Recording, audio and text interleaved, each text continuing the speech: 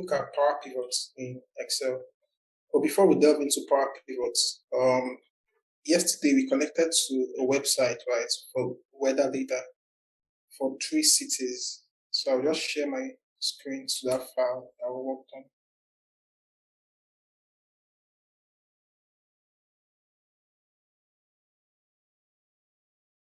So I'm assuming you all can see my Excel screen now. So this is a report we created, right? The sample report. Let me just do so now.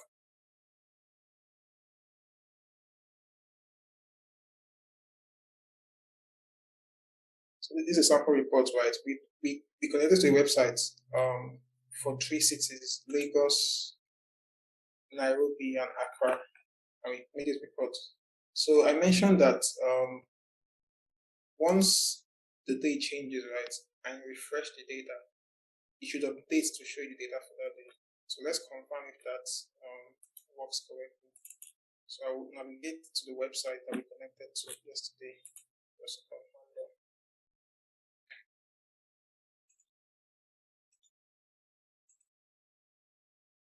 So this is a website, and let me see. So I think it's updated. This is showing 19th of September. So it's a 2-week forecast from 19th of September, the next 14 days. Same for Accra also, right? 19th of September. And same for Nairobi also, 19th of September. So our report here, right, is still showing yesterday's data. That's the 18th down to the 2nd of October. So what I can do is I come onto the data tab, right, and hit on this refresh icon. So I'm refreshing all the queries we connected to. So I hit the refresh button.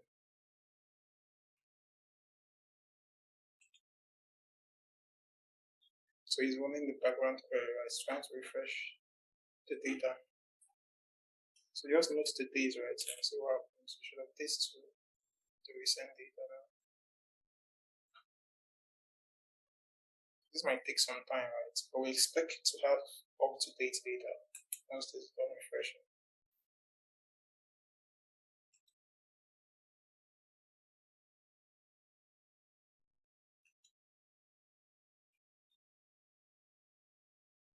So while it's refreshing, I'm just going to what we have for today. I'll come back to this. It should refresh in a bit, right? For a couple of time.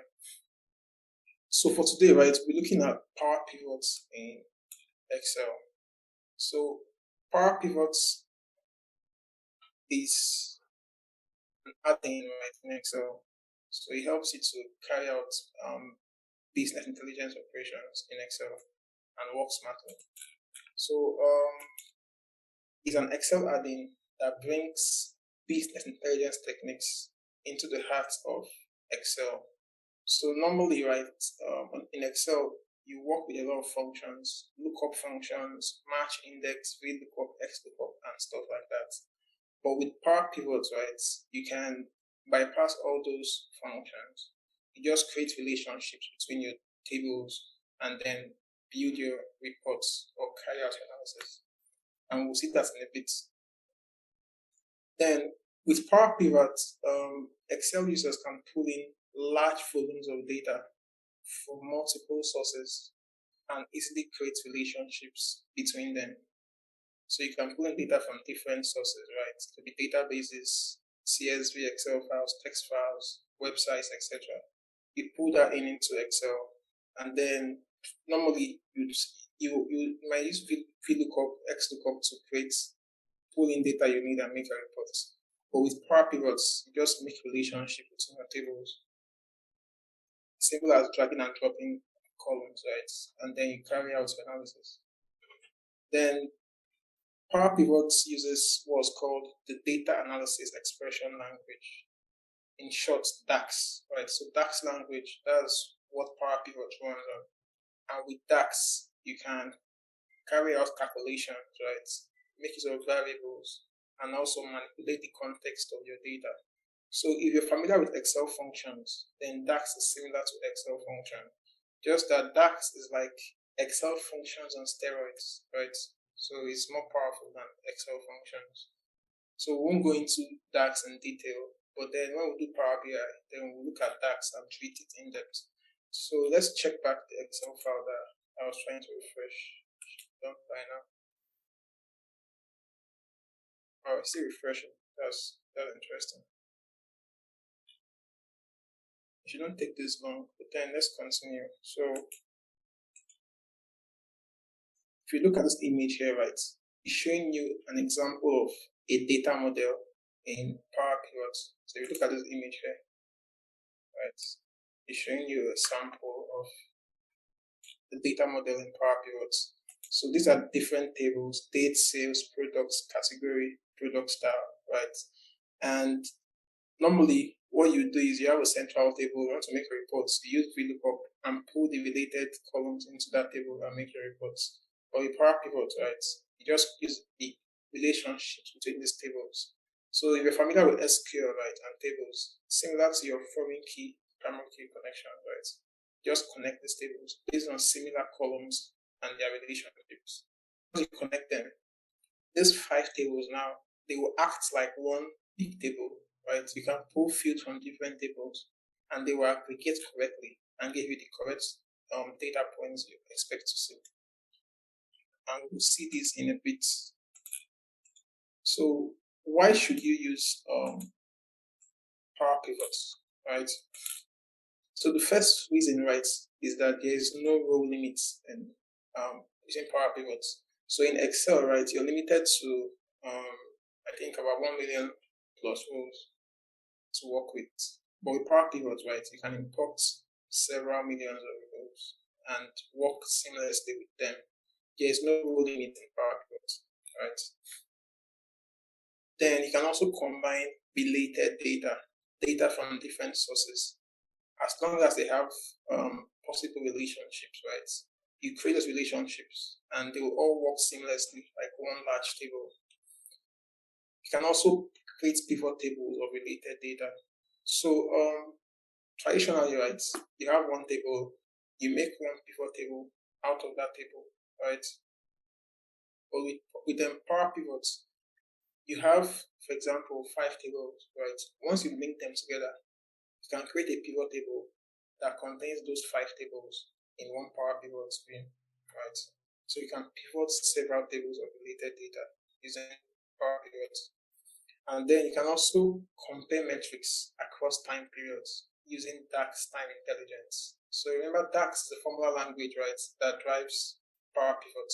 So with DAX, you can carry out time intelligence and all that complex analysis, right? But like I said, we won't go into DAX in detail in this section. So in subsequent sections, we'll look at DAX. You can also assign values to variables. So if you're familiar with variables, right, in other languages, you can also use variables in DAX, right? So at this junction, right, I'll just navigate to my Excel file. Let me check this once when it's done. Yeah, I think it's done. Yeah, cool. So you can look at the time period, right? Instead of 18th, it's now starting from the 19th, right? 19th. So it's now updated. And I think it was 2nd before. Now it should be 3rd of October. So you are now updated, right, with recent data. So instead of going there and copying manually, right, you have to refresh. And it updates the recent data from the source that brings the data in. So by tomorrow also you refresh your update also to give you the recent data. So I'll make it a blank new Excel file.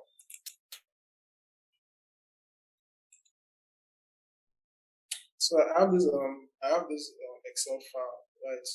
So want to work with Power Pivots to carry out a simple analysis.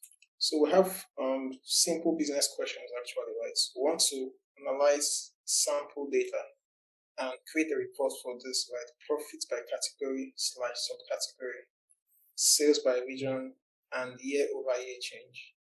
And lastly, we want to look at year and month sales trend, right? So let's look at the sample data we're working with. So in this folder,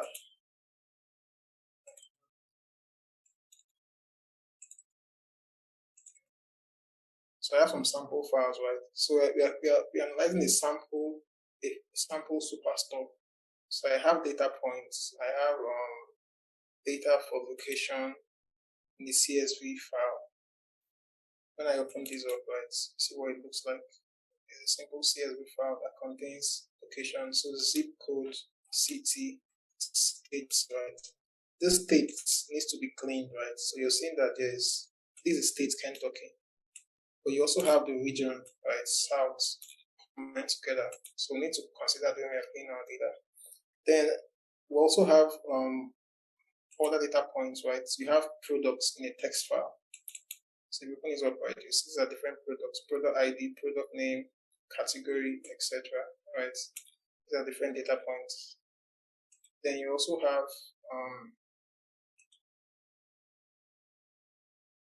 this Excel file that contains data for transactions, right? So the other sheets here, this contains the actual transactions, row ID. So this is just unique rows, right, for every transaction. I think there are about 9,000 plus. There are 9,994 transactions so far. Then you have the other ID, right? Every other, every I think group of orders have an ID. So these two IDs, right, is for the same order, but two different products. So you can have the same ID, but then this is just identifying unique orders, right? This is not unique, but then this is just showing you that the same person, right? The same person, look at the ID, the same ID here, the same person, CG12520, made those two orders, right, for different products, right? Then you have the date that the order was made. So you can order a product today, right? But then the ship dates will be different from the other dates. So you order a product today, might ship the product out to you in the next day or next 2 days or next 3 days, right? In this instance now, it was shipped 3 days after, 11th of November. Order date 8, ship date 11th, right? Well, then you have the ship mode. You have different shipping modes, right? First class, same day, second class, etc.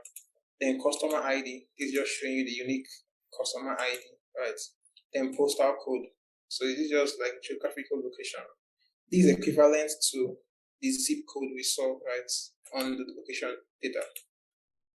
So this zip code and postal code are the same thing, just different headings. Then you also have product ID, right? So every product has a unique ID, has a product ID.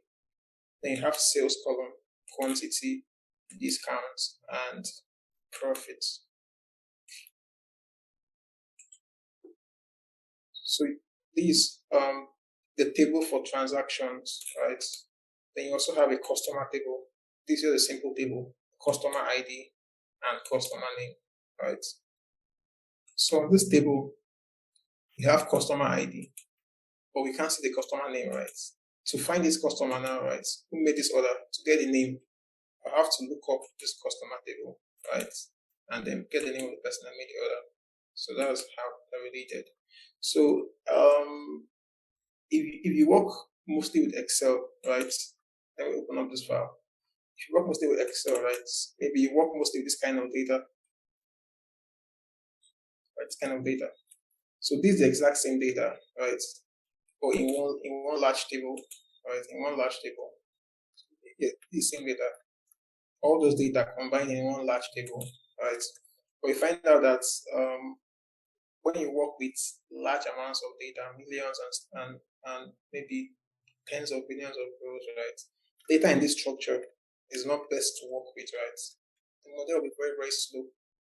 Then also, when you're trying to update this data points, right, you find that you have a lot of duplicate values you need to update. So, for example, you want to make updates now. This customer now change his name, right? You need to go through all the records and try to change that name in multiple places. So this kind of arrangement does not make sense, right? So what is advice, right? We'll talk more on this when we look at SQL. But what advice is that you break this large table, right, into dimension tables and then a fact table. So the fact table, right? The fact table is just what we have here. This table here, right? That's the fact table. It just contains actual transactions. So orders now, right, is a fact table. This contains just actual transactions, sales quantity, discount, profits, right?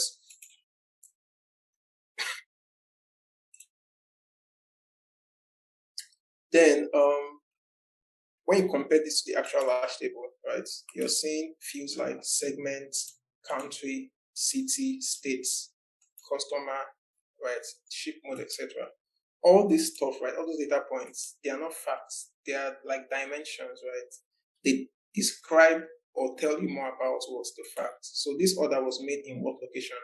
The dimension will tell you, right? And stuff like that. So these are all dimension tables, right? They describe the measures. So things like sales, right? The numeric values, things like sales, quantity, discounts, profits, these are measures, right? Numbers. But all these fields, right? Products, subcategory, category, these are dimensions. They just describe the measures. So what you can do is when you're trying to make a data model, right, that works optimally, you isolate all these dimensions. So example, all the product information, right, will be in one table, like we have here in this text file, right? All the product information will be in one table. So you have unique product IDs and then all different products. So if tomorrow, right, I'm trying to make an update to one ID, I just come here and change one row. That's all. But if you're using the large table, right, I'm trying to change an ID for one product. This model does not make sense. I need to make updates in all the columns that that ID appears on. It does not make sense, right? So it's best to isolate dimensions, right, into its unique tables. So that's why this table, right, was now changed, right? So it was normalized into what you have here. So you have a table for the facts, right? And then you have IDs, right? So how do I connect products to the product table, to the product ID? So I have the ID here. I can link this table to products by what the product ID. How do I connect location table to this orders table via the postal code, right? Postal code and zip code. How do I connect customer table, this table here, to this orders by what's the customer ID, right? Etc. So that's how this works. So if you don't get this completely, we'll talk more on this when we talk about SQL, right? So these are the table, rights, orders, customer, products, and location. We're trying to answer three business questions, right? And those questions, you just saw them here: profits by category and subcategory, sales by region, and also year-over-year change, and then year-month sales trend. So let's see how I can do this, right? So I open up a blank Excel file. I use Excel file, right? Using Power Query, like we saw in the last section, we try to connect all these sources and bring them into one place. So I'll come on here to the data tab, right? And get data. So for this stuff, right, I'll do it two ways. I'll do it the normal Excel way, right? You do your VLOOKUP, XLOOKUP, and make your reports. Then we'll do it with Power Pivots, and then just see the difference between both of them. So data gets data, right? And I have different sources. I have an Excel file, I have a CSV file, I have a text file. So what we can do is let's start with the Excel file, right? Excel workbook. And the workbook is called Superstore Sample Data, right? This contains the orders and customer tables. So I import this. And this opens up Power Query. Yeah, cool. So these are the tables, right? Customer table, what we just saw, right? Two columns, ID name, and the orders table. So you're seeing these additional values, customer and orders. This just was, these two are sheets, right? The sheets, that's customer and orders sheets. On these two sheets, you have two tables, right? Customer table and order table. So anyone you work with, right, should give you the same thing. So for this instance, right, I'll check this box to choose multiple items. Check this box. And I'll choose customer table and orders table. Right, those two tables, I'll choose them. And you can see a preview showing us that these are the exact tables we want, right? So I want to make some changes, right, to all this, to some fields. So I'll just transform data, right, and I'll open up the Power Query editor. So transform data, and this opens up the Power Query editor.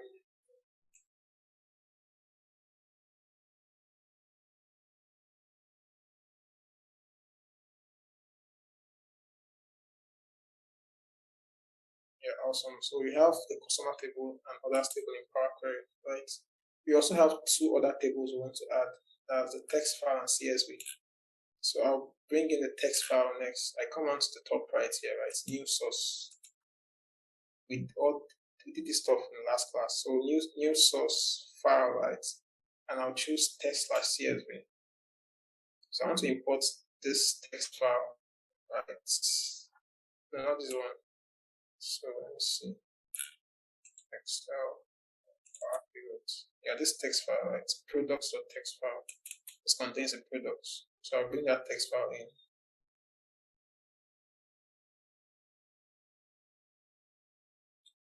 Yeah, okay. Bring it in also. And then lastly, I'll bring in the CSV file for the location, new file, test.csv also. So I'll bring in the location, go to the Power Pivot folder, location.csv. So I import this. So now I have the four tables I need, right? Customer table, orders, products, and location. Yeah, cool. So let's look at the tables. If they are clean, any changes to be made.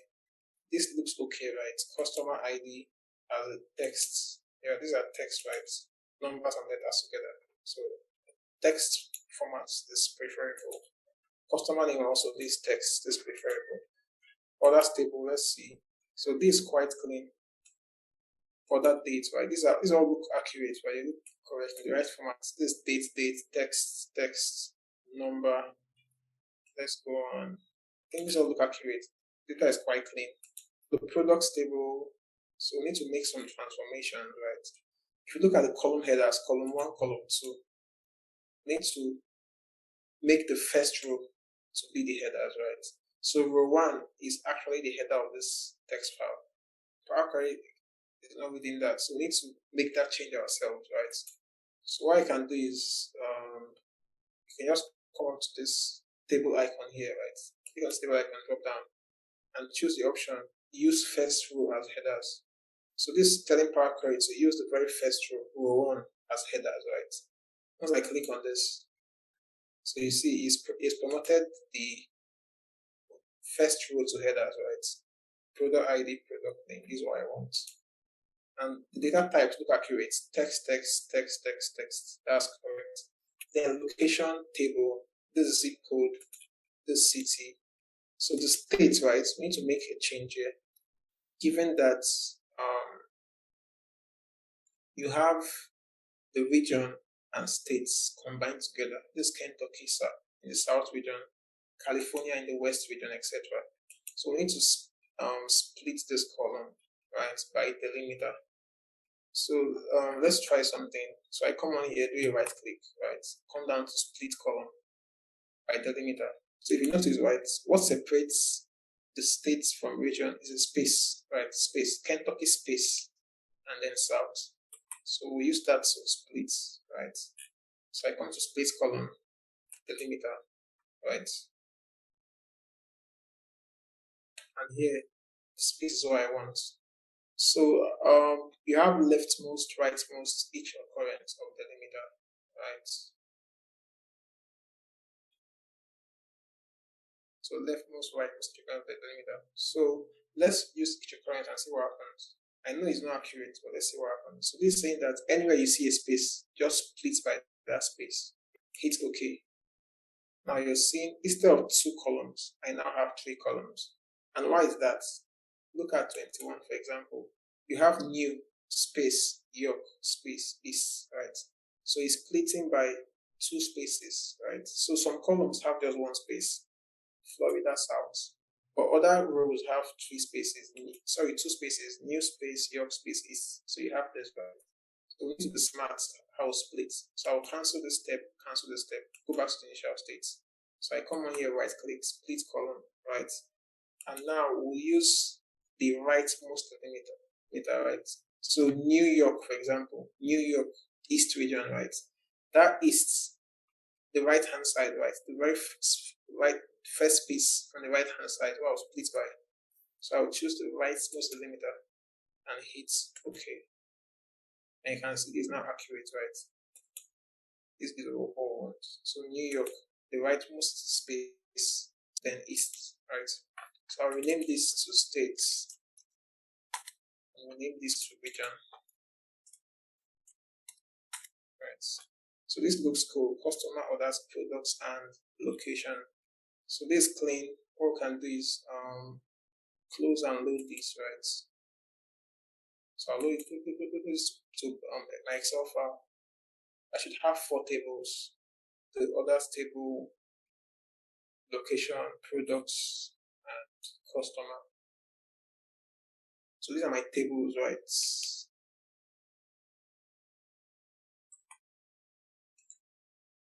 So location table, products table, orders table, and customer table.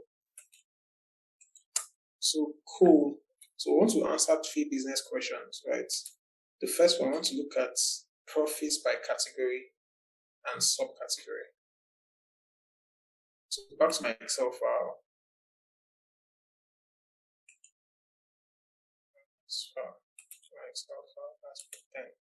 So my Excel file, right?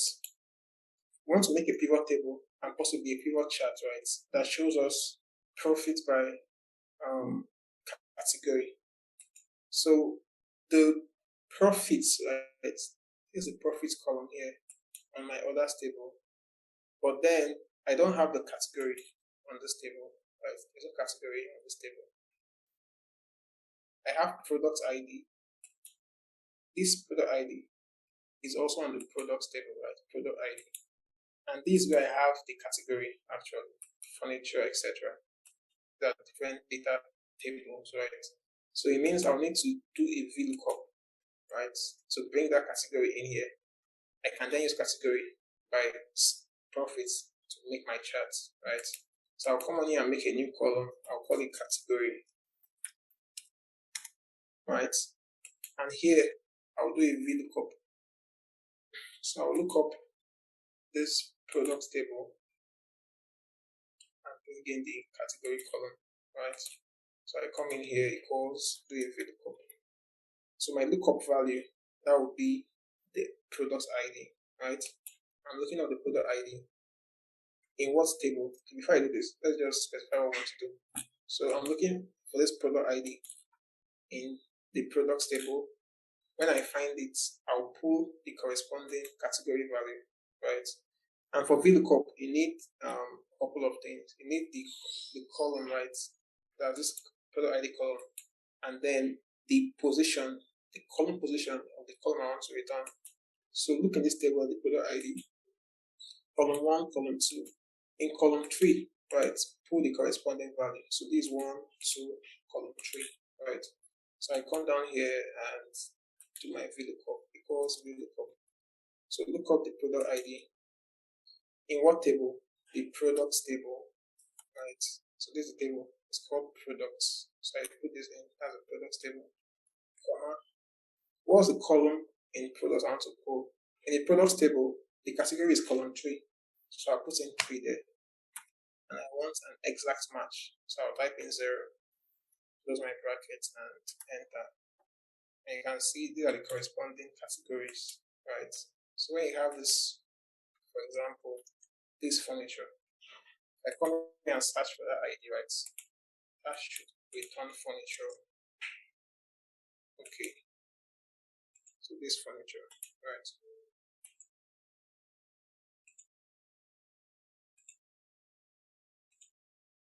So now I can calculate the report I want, right? I can do the category and look at the profit also. So let's see what we need. What else we need again? We also want to look at sales by region, right? And year-over-year change. So I come on here to my Excel file. I need to bring the region also, right? Region also. So region is a what table? The location table, right? Zip code region. So how does the others table relate to the location table? Via the zip code, right? The zip code and the postal code is the exact same thing. Postal code and zip code. So the same drill, we also do a VLOOKUP, right, for region. So I come here and do, so the location table, right, this zip code and this column 1, column 2, column 3, column 4. And column 4, that's where I have the region. So I have what I need. I come in here equals VLOOKUP, right? Look up this postal code where, let me close this stuff that's up there. Look up the postal code in the location table, right? What column? Column 4, that's where the region is located, column 4. Exact match 0 and enter. So you have the corresponding regions being pulled in, right? Is there anything we need again? I think we have what we need, right? Categories here, region is here. So if you need more things for your reports, right, you keep doing VLOOKUPs until you get what you need. Maybe you need 10 more fields, you do 10 more VLOOKUPs until you get what you need, right? So once you have your table, you can then want to make your pivot table or chart, right? So we can just do something quickly. I'm trying to answer the question, profits by category, subcategory, right? So I come in here to my Excel file. I will insert the pivot table, right? This table inserts the pivot table from table/range, right? Others table, yes, existing worksheets. Just do it somewhere close, okay. My pivot table, these are the fields, right? And you can see the new columns, category and region. So now I can add region, right, to the rows, for example. And then, okay, first is categories, right? Categories. So I'll add categories. Category to the rows. I'm looking at profit by category. So I'll bring profit to values, right? And you can see for each category, right? Each category, you can see the profits. I can also add subcategories, right? Subcategories also. Let's add that. Let me move these a bit. Control X.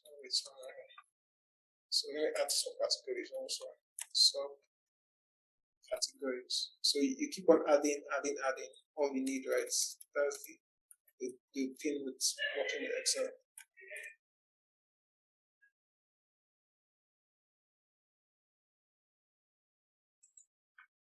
So because before this, let me just confirm the column I have categories on. So product subcategory, that's 1, 2, 3, column 4 on the products table. So I come in here and do my VLOOKUP. Look up the product ID.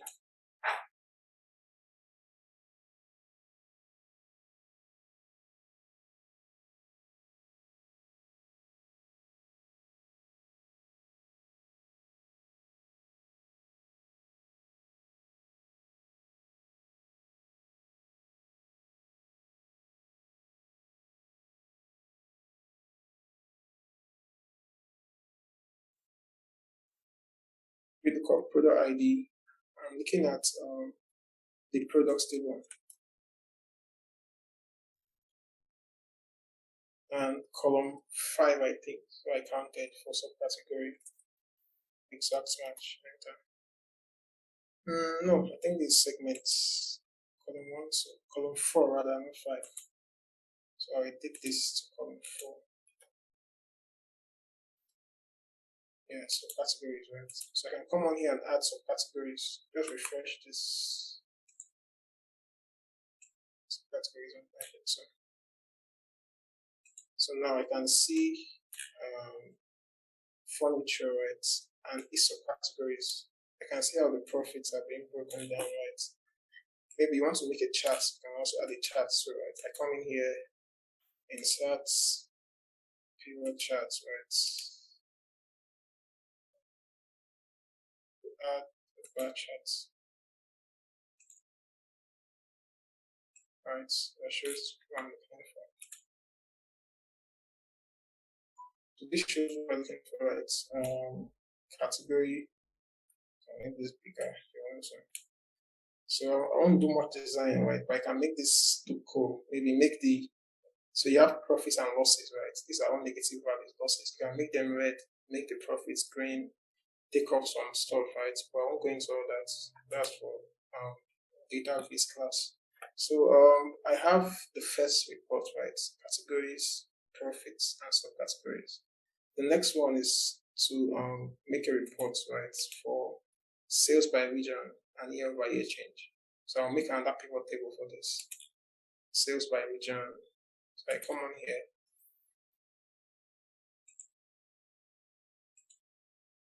Sales by region. So I'll come somewhere down here. Let's use somewhere here, right? Ideally, right, you can do it on a new sheet to make it clean, but I will say we pick this again. So let's just do as fast as we can. So I'm looking at sales by region, right? Insert a pivot table, right? Existing sheets. And you can make this somewhere around here. Okay.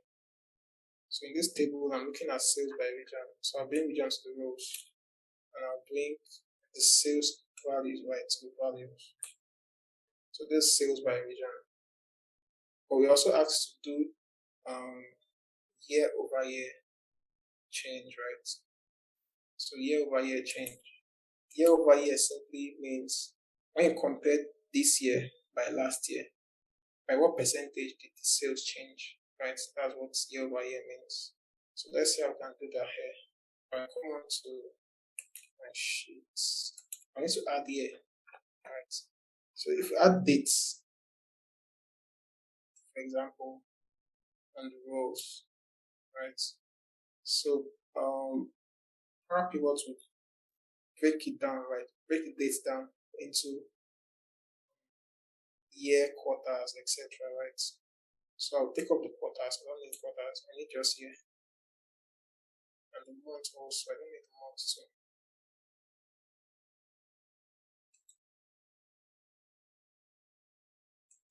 So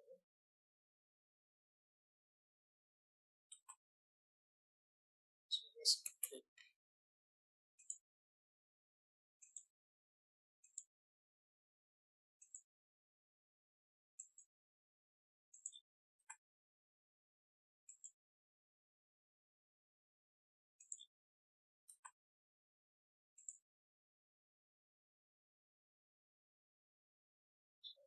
This one's just here. So 2016, 2015, etc.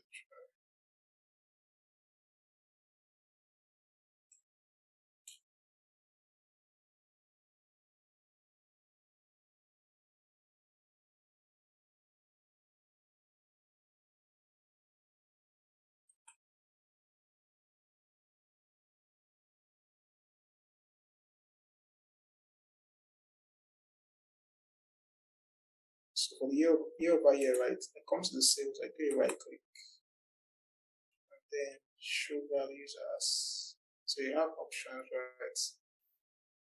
Grand total, percentage, goal total, etc. So I'll come to percent difference from this is on the other dates, right? This item, previous year, and it's okay, right?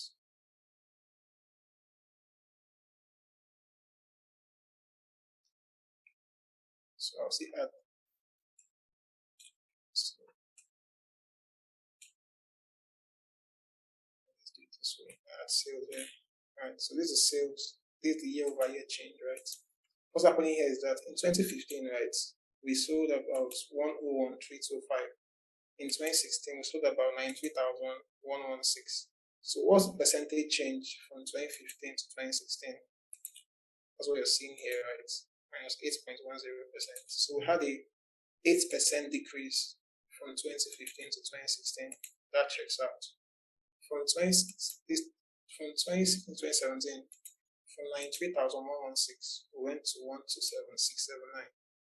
So you had a 37.12% increase, right? So you can see year over year. Let me just put the column here. Year over year.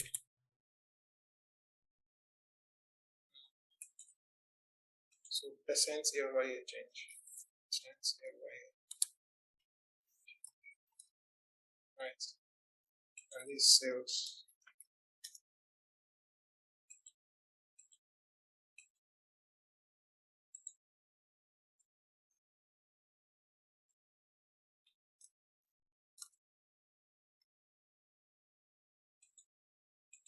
Total sales.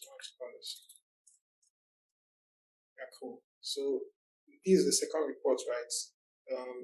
Region sales, right, by year, and then shows the year over year change, right? This answers questions. So the last report we want to make is let me see. I want to make year month sales trend, right? So this is also straightforward. Just come on here and do another pivot table.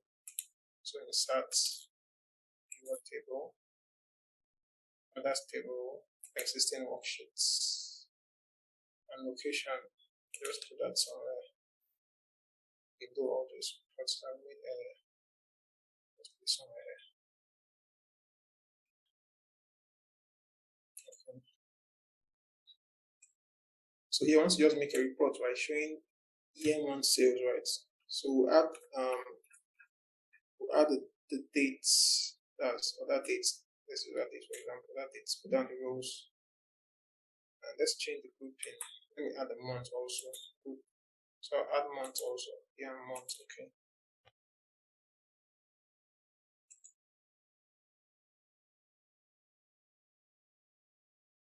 So I want to make other dates. And sales or profits we're showing. Sales trend, okay, cool. So I come on here to 10. I'm bringing the column for sales, right?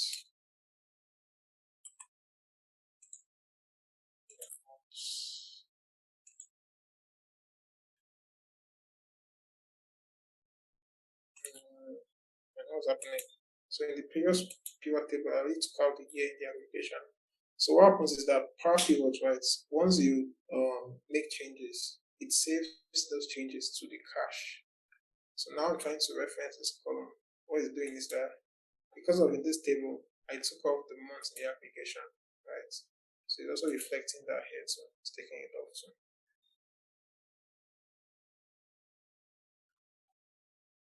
let's see.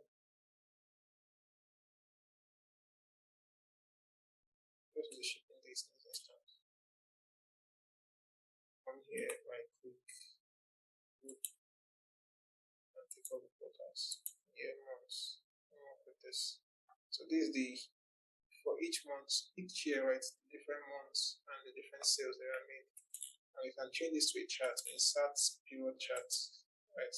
Bring in a line chart, and hit OK. So like I said, I'm going to formatting, but you can make this cleaner, right? Change the colors, remove some different text you don't need, right? So this is what you want to do, right? Sales trend, year, months, years and months, right? Just the trend of sales over time. You can rename this and all that stuff. But I won't go into all this now. So this is how you do the reports, right? With your normal Excel, you do your VLOOKUP. If you have 20 columns you want to create, you do 20 VLOOKUPs and stuff like that, right? And if you have a data set that's being maintained, right, over time, you need to ensure that the formulas are accurate and are being updated, right, over time. So that can be cumbersome. So let's try to do the exact same thing, right, using Power Pivots and see how we achieve that. So I'll make a brand new file also and repeat the same steps, right, but we have to do it quickly. So data, gets data, right, Excel workbook. So I'll bring in the super stored Excel file, right? I'll bring this in.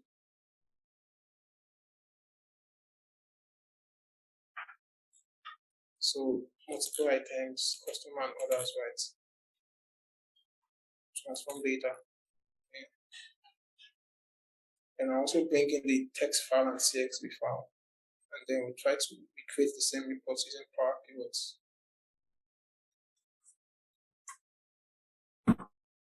So I go on new source, file, text like CSV.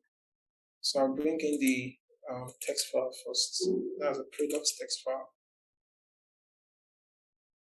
Once that's in, bring in the CSV file. We clean up the location file, and I think we're done. Go on to create a report with Power Pivot. So new source, file, text like CSV. And I'll bring in the location CSV file. Yeah, okay.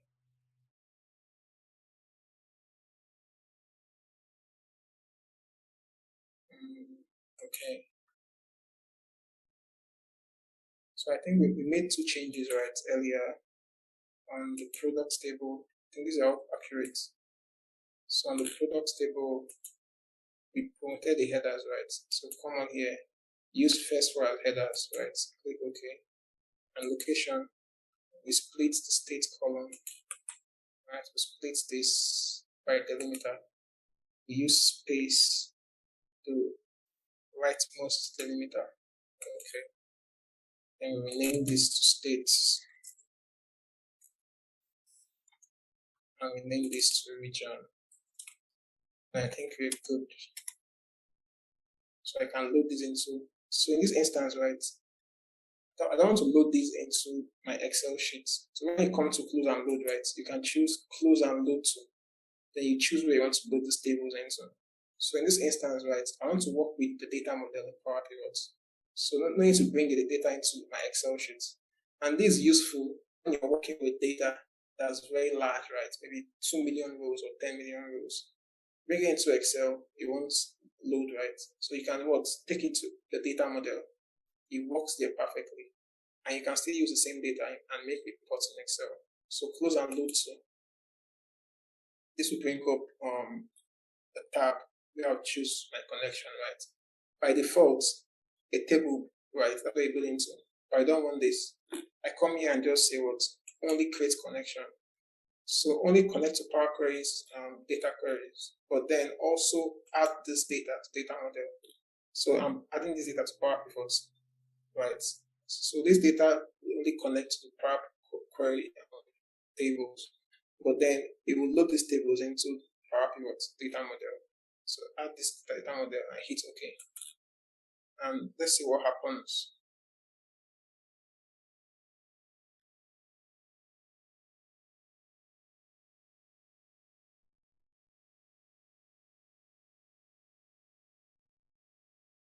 Yeah, awesome. So these tables are in Excel currently, but you can't see them in the view. They're in data model, right? So when you compare this with the other file we worked on, right, you see this brought the tables actually into Excel. But in this instance, we just connected to the data model, right? There's no need to bring it into Excel. So let's delve now into Power Pivots. So by default, right, Power Pivots won't display on your view. You need to activate the add-in for it to show. So currently on my view, right, you can see Power Pivots here. Right, Power Pivots displaying. But possibly if you check your view and you don't see Power Pivots, you need to activate Power Pivots and ensure you're on a recent Excel version, right? 2016 at least upwards. That should have Power Pivots. So to activate Power Pivots, what you do is you go into the File tab, right? Click on File. So File, then you come down to Options. Click on Options. And this tab pops up, right? In this tab, you scroll down to Add-ins. Click on Add-ins. Then under Add-ins, right, you come down where you have Manage and click on Excel Add-ins. Then you choose Com Add-ins, right? Com Add-ins, you hit Go. So this brings up this view. So possibly you have Power Pivots unchecked, right? All you do is you check this box for Power Pivots and then hit OK. Then that should add Power Pivots to your view. If you do all this and it doesn't show, you can restart your Excel, right? It should pop up. So that's Power Pivots. So when I come on here and click on the Power Pivot view, right, you can see options, right? Manage data model, measures, KPIs, etc.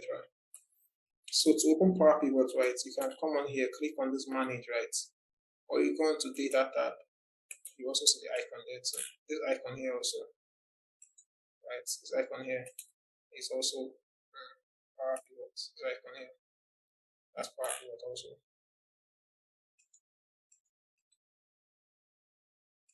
So if I click on this, right, this opens up Power Pivots. And you can see this is the Power Pivot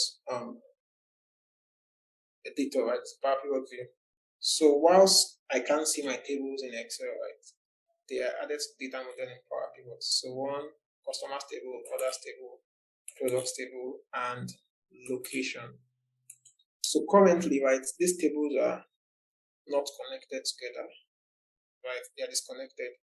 So Power Pivot, right, allows you to create a sort of data model or database, right, in Excel. So database, right? So database is simply tables that are connected together. That's database. So you can make a database, right, in Power Pivot.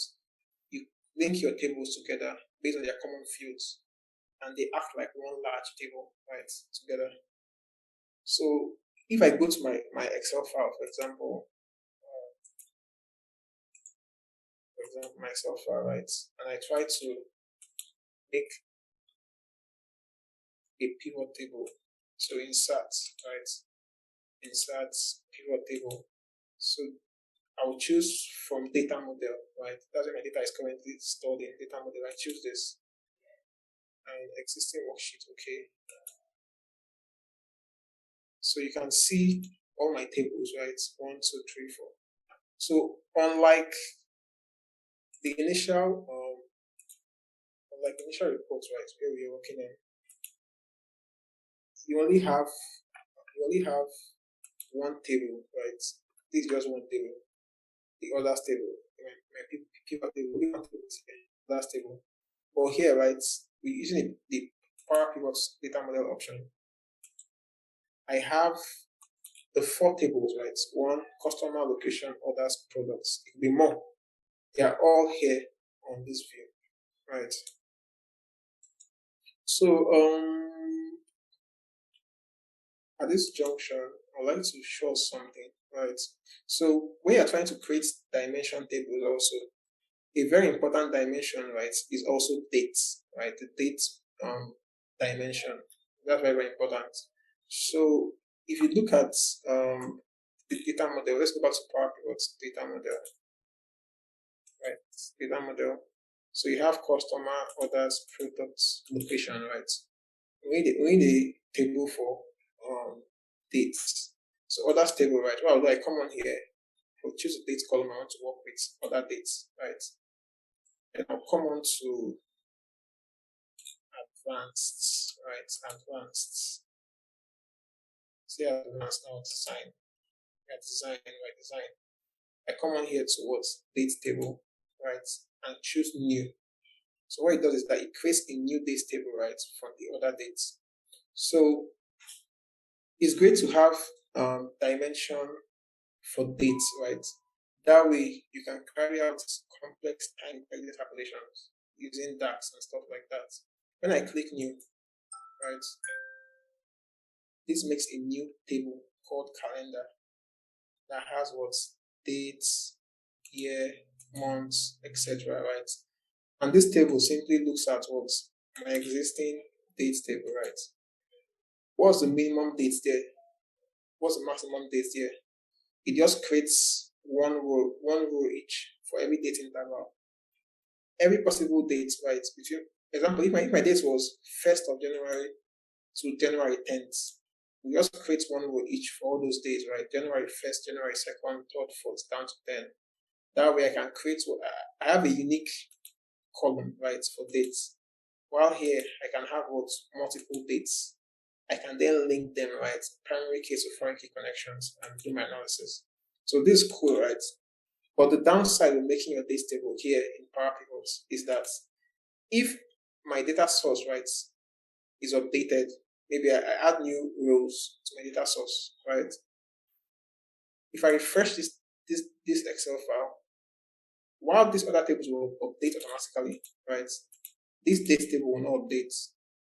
I'll need to come here manually and update this, right? So I come on here, update range. I'll then what put the most recent dates in my table. So if you forget to do that, it might lead to incorrect calculations, right? So what I would do is I'll show us how to make the date table, right, in Power Query. So with Power Query, the great thing is that it updates with your data source, right? So that's a cool thing with Power Query. So I'll come on here, I'll delete this, and we'll create the date table with Power Query. So let me close this and data queries and connections. So I go back here to Power Query. So what I'll do here is I'll make a new source, right? A new source. But now my source will be a blank query, right? This blank query,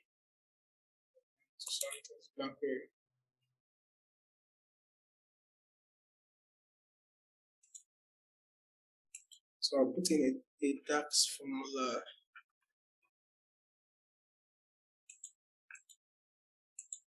I'll just bring that in because of time. So I'll come on here. There's a formula, right? I explain what it does. So I'll put that right. This formula equals to is M language, right? M code. So what it's doing is that dates dot start of year, right? So it's looking at what dates dot start of year. So it's trying to return okay, let's start on the inner query, right? List or mean. So it creates a list of the date column in the other table, right? And returns what the minimum value, the earliest dates, right? The earliest dates, and then it turns it to a date, right? So it turns it to a date, the very first day of the year for that table, it returns it, right? So list or mean is a list of the other table, the minimum value, and turn it to a date, right? So I'll come on here and I hit enter. Let's see what it returns. So it returns what? 1st of January 2015. List on mean, right? Returns the least date in my table. Start of year returns the first day of the year, right? It dates at that time. So others table, right? When you come here and look at the date column, right? The very first date is what? 4th of January 2015. It returns what? The first day of the year, 1st January 2015, right? And I'll call this stats. Then I'll also copy this. I'll just make another blank query. Control C.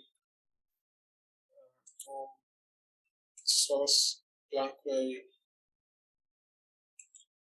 And I will just update this, right? This will be max instead of mean. The maximum here. Max. Enter. Right.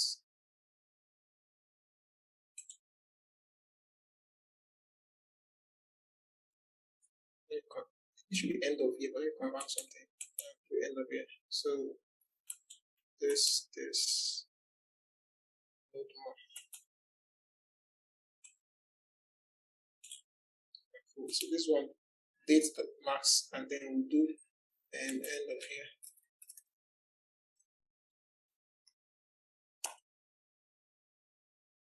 And then enter. Let's see what it gives us. Yeah, cool. So I'll call this end. And then what I can do is I'll create a list now that uses the start and end to make a table, right? So I'll copy this, a new blank query from source, other source, blank query.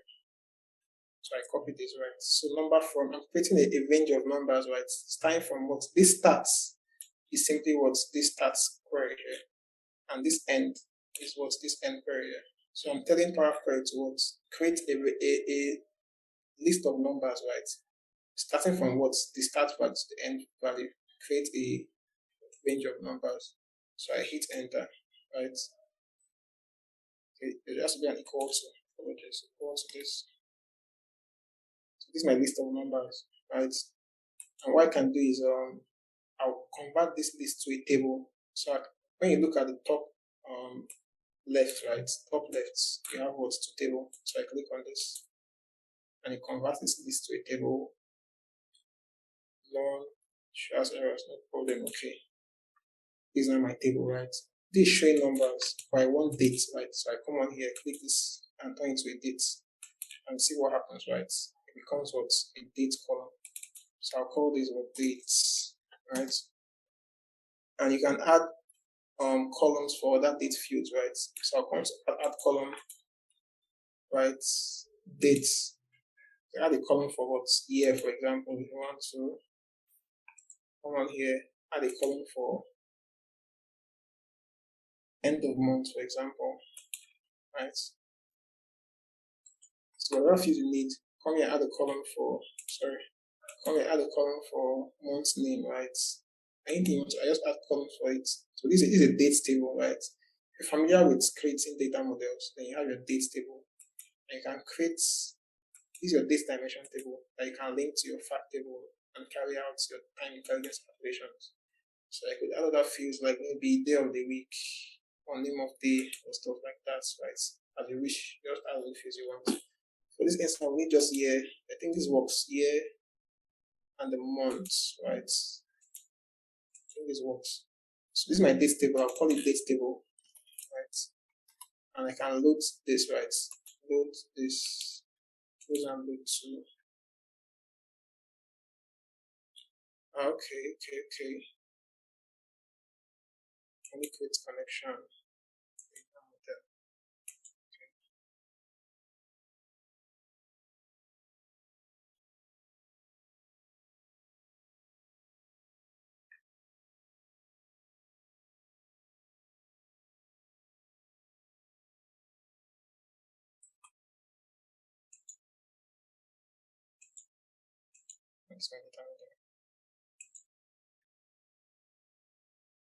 These are intermediary queries. I don't need them in my model.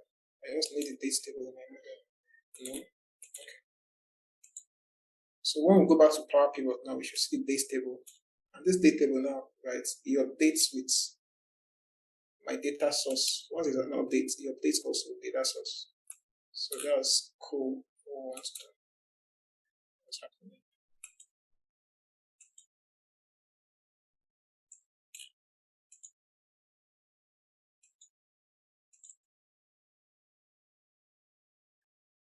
So now you can see my dates table, right? Dates, right? Location, products, orders, and customer table.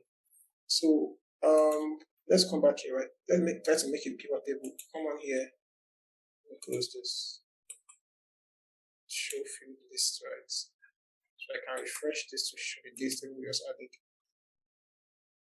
So let's say, for example, I want to look at so one of our requirements, right, was to look at let me see, look at profits by category. Now let's try that. So previously, right, we had to do a VLOOKUP to add category to our orders table for make our reports. But here, right, let's try to do this. So I come on to the products table, right, category. I'll add this to the rows.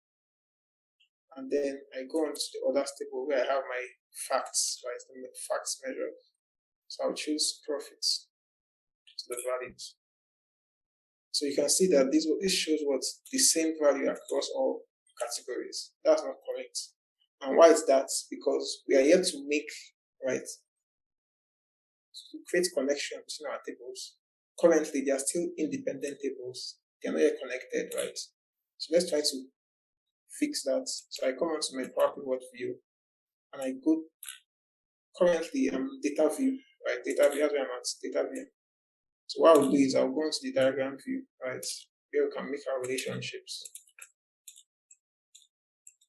So I come on here, diagram view. And here you can see our tables, right, in diagrammatical formats. These are my tables, right? And I can link them based on their common fields. So we'll try to create what's called a star schema, right? And I won't go into details, right? But it's a kind of data model design where you have what's your fact table, right? And then you have dimension tables linked to that fact table. And it's called star schema because it's shaped like a star, right? That's the name. So orders and customer, what's the common field between them? Customer ID and customer ID, right? We just drag and drop, right? So what we are doing is that we are creating a connection between customer ID table and orders table. Similarly, products and orders, how are they connected, right? Products ID and products ID. So I'll drag this and put it on top here, right? And lastly, have location.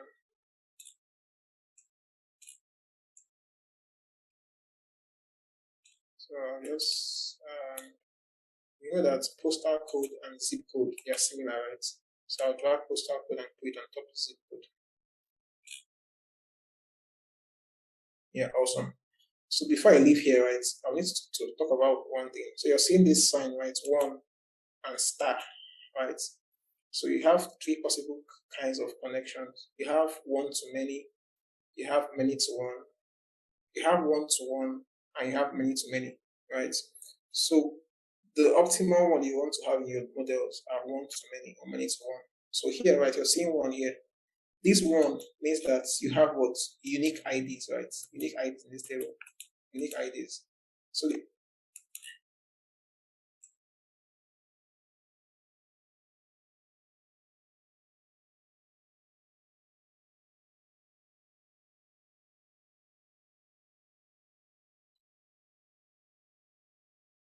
the IDs can only occur once, right? On this table, you have unique IDs. That's what you call primary keys, right? Keys that are unique, they occur just once. So customer ID, right, occurs just once in the customer table. I can't have multiple customer IDs, just one customer ID, one ID, and it refers towards one person. So for example, an ID for Obina, right? Let's say one is Obina. One cannot occur again in this table. It occurs just once for a unique person, right? But on this table, Obina can buy multiple products multiple times, right? So my ID can occur on this table several times, right? So I can then link what using this column customer ID, I link. So I can aggregate, for example, how many times the Obina buy something here, or discount Obina got, or profits Obina got, right? Using this connection one to many. So you have to be unique, right? Here, one instance here, right? But you can have what this term means what many. I can have many instances of my ID occurring here because I can buy multiple products on different days, different months, and stuff like that. The same drill here too, right? One here, star here means that what one you have just what one occurrence of what the product ID, right, in the product table. However, different customers can buy the same product several times, right? So a product ID can occur here multiple times. So you have star many, right? The same drill also. Other stable location, right? So these customers they live in different locations, right? So you can have one state, for example, or one region or one city, right, occurring several times. Several persons in one state can buy products, right, on different days on the same day. So a zip code, right, can occur here several times. But on this table, this is just showing us what for each zip code, what's the city, what's the state, what's the region. That's all. So your cost just once, right? That's the one to many connection. Then you have many to many. That's not advised, but it can occur sometimes, right? Where you have many instances of customer ID, many of customer ID here also. But that will lead mostly to incorrect calculations, right? The optimal design you want is what one to many, many to one. So many to one to many is just the same thing. It's just that when you flip the direction. For example, now this is what one to many, right? This is what many to one. They are both the same thing. It's just the orientation of the tables, right? That's just the difference. The same thing. Then one to one, in those instances, it's best to just join the tables together, right? You mesh them together. These are having one to one connections. So we'll talk more of this in that section. But this is my model, right? Let's go back to my Excel file and see what my report looks like now. So you can see it has now fixed itself, right? It has now aggregated correctly. Once I link tables together, right? This from the products table, this from the orders table. is now correct. Why? Because I've now linked the tables together, right, using the what connections, primary key to foreign key connections. You now have what's the correct aggregation. So furniture, right, in total, I've sold what's 18,451. Office supplies in total, I've sold this. Tech, I've sold this, right?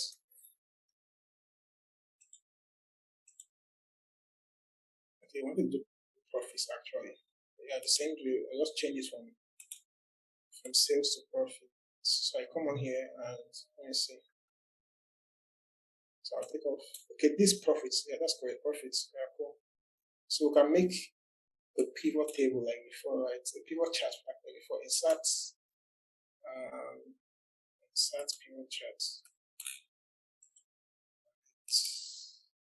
Chart. I think we did a bar chart previously. Right. This. Okay. Right. And we can add some category also. So I come on to the products table and add some category under here. Right. And you can see this, right? So I'm going to be defining the chart, right? And different sections. So I'll touch briefly on task calculations, right? Task calculations. So let me go back to my data model. So we mentioned that with Power Pivot, we write what we call task calculations, right? But that's table. Currently, I have a column for profits, right? But you can also calculate this profit also using a DAX measure. So DAX can get very complex, but just stick to simple calculations. So this is just showing us what total profits, right? I can also make this the measure. So I come on here, and in Power Pivot for Excel, to make a measure, what you do is I'll type my measure name, right? So I'll call these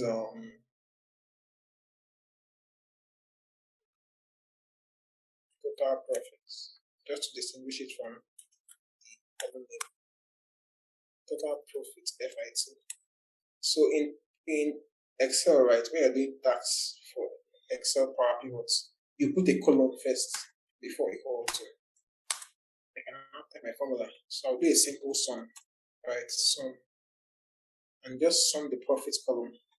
That's what it does, right? Sum the profits column and enter. So you can see the value here, right? It's showing us the total profit, showing us this. And you can edit this, right? You can change the for example, you can change the percentage, right? You can increase it or decrease it, right? You can change the percentage how you want to do it. Or you can change the data type, maybe to currency or whole number or stuff like that. Currently, is aggregating the value, right? Total sales is what? 286,397 total profits. But when I put this into my chart in Excel, right, it would aggregate and it will show us what the raw values for each of the values. So in DAX, right, there's what's called row context, right? So your measures, right, it works with row context. When I put this now under dates, it would aggregate for every date, under months for every month. So it just assumes the row context that is calculating on.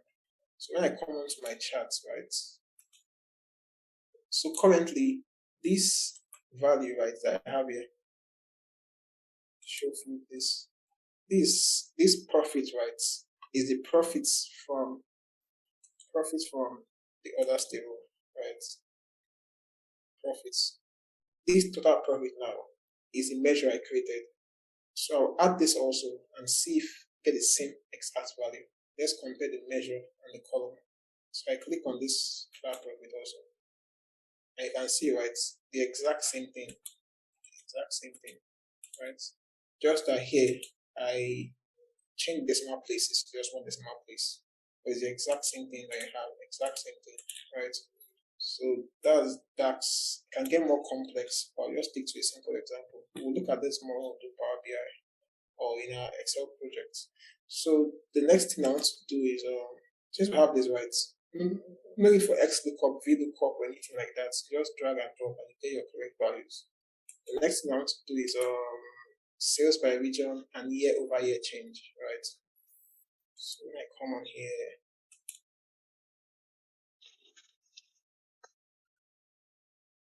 let me add a new pivot table from data model. Okay, so I'm looking at what now? I'm looking at sales by region and year over year change. Echo sales by region, year over year change. So I'll go on to the products table, the region table rather, and bring the region to the rows. I want the year also, like the year from here.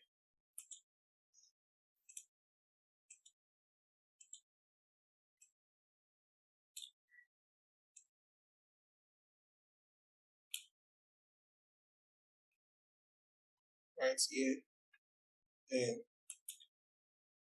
I want the sales, right? So I can come over to the others and bring the sales.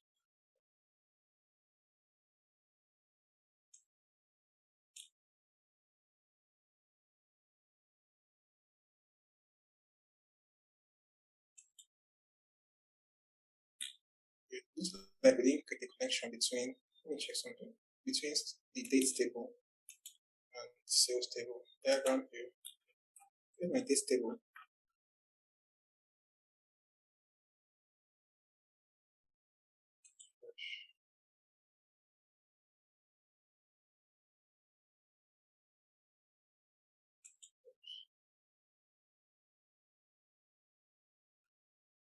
Personal orders. It's hidden here. Crazy. So like this one. So I need to link the dates table. So that's why that chart didn't show correctly. I need to link my dates to other dates. So you can see it's like a star, right? Star. That's what you call a star schema. So I'll come on here and come on here. Okay, it's not correct. So I'll show the accurate values, right? So the next thing I want to do is I want to add a column for year over year change.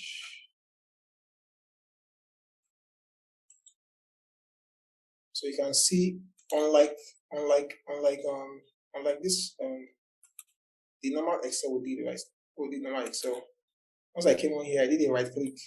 I could see what show values as percent of difference, etc. But I'm not seeing all these options now. I'm not seeing them here on my Excel, on my Power Pivots model, right? It's different. It's not showing me what's just limited options. I think it's showing now. Let me see. Some of sales. Show values are could be showing now. Awesome. So we could do the same thing, right? Show values as alternatively, you could use DAX to achieve this also. So I'll do that quickly. Come on to Power Pivot, right? So I want to make a measure for year over year sales. I will compare with that value and see if it's the same thing. So I'll make a measure called percentage year on year sales, right? With the column equal to, right? And I'll drag this down because it might get a bit long. So I'll drag this down so I have space to write my measure very well. So I'll enter, just format it so it looks cool, right? So in DAX, you can create variables, like we mentioned, variables. So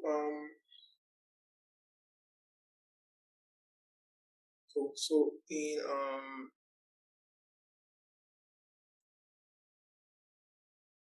the year-on-year formula, right? What it does is that it looks at what this year's sales minus last year's sales and divides what by last year's sales. That's how it works, right?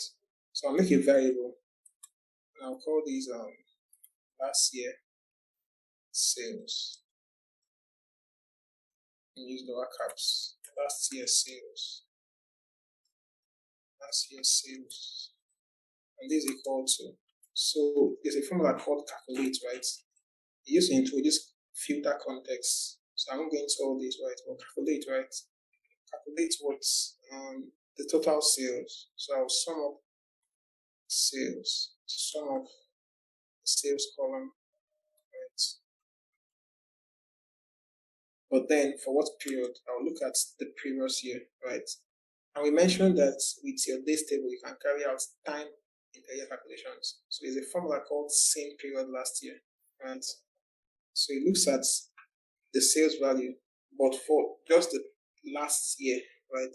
So if I filter on 2016, for example, you look at sales for just the previous year, 2015. It's dynamic, right? So this calculates, gives us a filter context that's dynamic. And I'll show us the example in a bit. So this same period last year, it takes in a date field. I'll put in what's the date column from my dates table, right? That's how it works. So I'm saying last year's sales, calculate what the sum of the sales column for what the last year's period. So it's dynamic. If you choose 2020, it will show you the sales for 2019. 2019, 2018, just like that. It's dynamic, right? So the filter context calculate will help us evaluate that. So that's last year's sales, right? So my results is simply so I will return, right? So my result now is simply let me create a variable also. So I think I should have make this to be an actual variable also.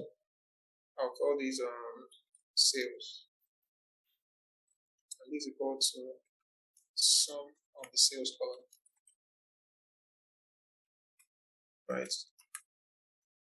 And you'll be consistent, lower caps also. And I come on here and I'll return what's my final result. So I want to return divide sales, right? Sales. Oh, I can also make a new variable. Let me make it clean to read. So I come in here, I'll make a variable called if. That's difference, right? This simply what sales. So the sales variable minus last year sales variable, right? So remember the formula for year on year, right? This year's sales minus last year's sales divided by what? Last year's sales. So this diff is what's the numerator. This year's sales minus last year's sales. And I'll return divide the numerator, right? Divide. So divide function takes in three arguments: the numerator, denominator, and alternate results. So divide what now? Divide the numerator. That's diff. Divide this by the denominator, right? That's last year's sales. So last year's sales up here. Close this bracket and enter.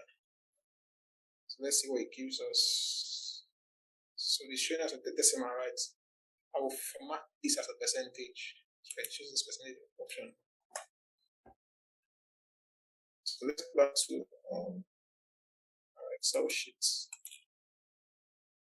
So I'll bring in that value, right? Year on year sales for that table. Year on year sales. Let's bring in and see what it looks like. So minus 8.1 by 7.1 to 2.84. Let's compare this with the other one we did. And 8.1 by 7.1 to 2.84. So the exact same thing, but just that there's no value for total, right? But in this current one, we are seeing a total value, which is not needed, right? We can remove this if we want to, but then you can also use DAX to take it off too. So let me just show us how to do that.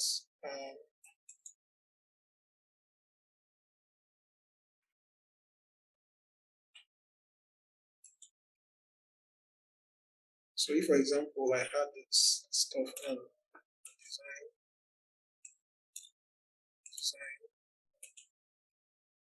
subtotals.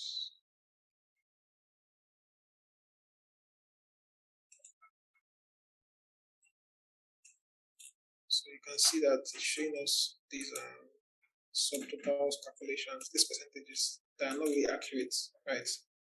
So what you can do is you can figure the total off if you want to, or you could use DAX to do it. So to use DAX to do it, right, how you can do that is I come onto this Power Pivot and I will edit this measure, right? So there's a function called if has one value. So I say if has one value and I refer to the year column, my date here, then return this value, else return a blank value. Right. So what I'm saying is that look at the year column, right? Anywhere that year is not blank, it has one value. Then return what's the year on year value. Else, if year has no value, right, then return a blank value. That's what it's doing. So the alternate value is just blank. So when I enter this now, it's currently showing me blank, right? But when I go to my table, it will just show values for what rows that have data, right? So you see that blank is now off. So I said if has one value, right? The year column. So you see that what all the places where you have year values, right? They have actual results, right? This is blank because there's no previous year for 2015. What you're doing what this year's value minus this year's value, right? Divide by last year's value and get the percentage. For 2015, there's no prior year, so they're all blank, right? Then previously, right, this was giving me a value. But now, because of there's no year value, this is not a year value, this is blank, right? So we don't blank also. So I need to fix that. So this is the second report, right? The last report is asking us to do, let me see, year month sales trend, right? That's straightforward. So I come on here, book 11, and start another pivot table. So from data model, system worksheets. So I go on to dates, right? I bring in year. Or I can just bring in end of month and end of month.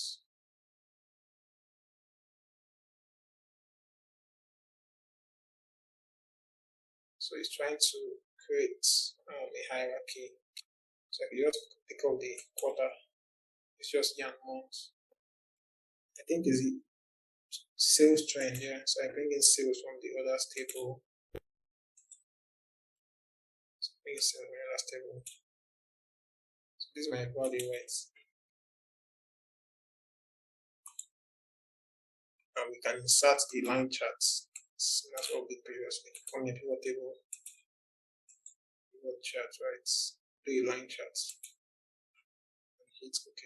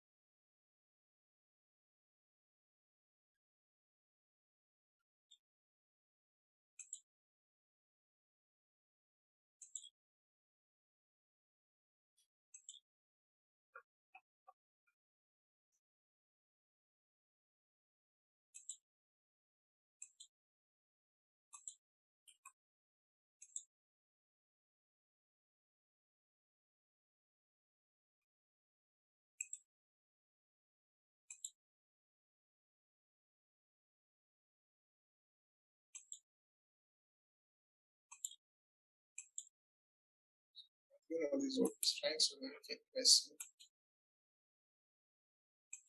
Well, let me try and use this. So show you this. If I take this up, I just use year and month name. That should work also.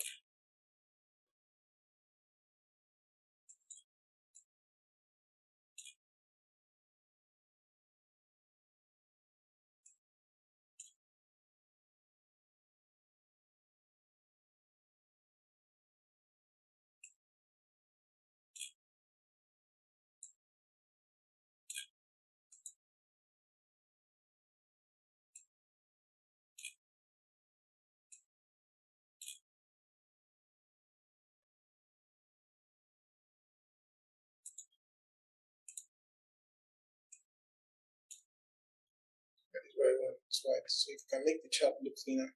But then we have our report. So year, months, sales trend, right? This looks accurate. So with Power Pivots, right, we're able to bypass all those VLOOKUP functions, right? And also, you also have a cleaner Excel file. You don't have an Excel sheet showing up here. And if you have like millions of rows, right, then you can just bypass that limitation. You import your files into the data model and work from there to bring in your charts and create your reports, right?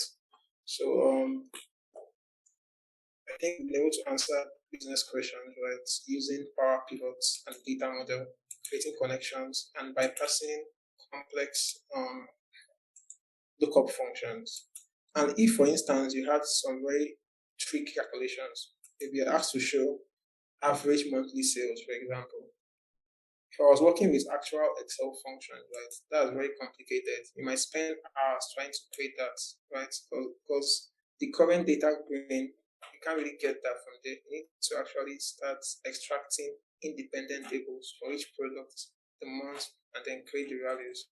But with Power Pivots, right, you can just write tax functions, just one function, average X, your column, your product column, and what's the sales values, and you give the results you're looking for. So there are many benefits to working with Power Pivots, right? And we'll explore more of this when we do Power BI. So Power Query, Power Pivots, they are both important components of Power BI. So when we deal with Power BI, we'll look at them in more detail. So at this junction, we've been able to answer the business questions, right, using Power Pivots and compare it to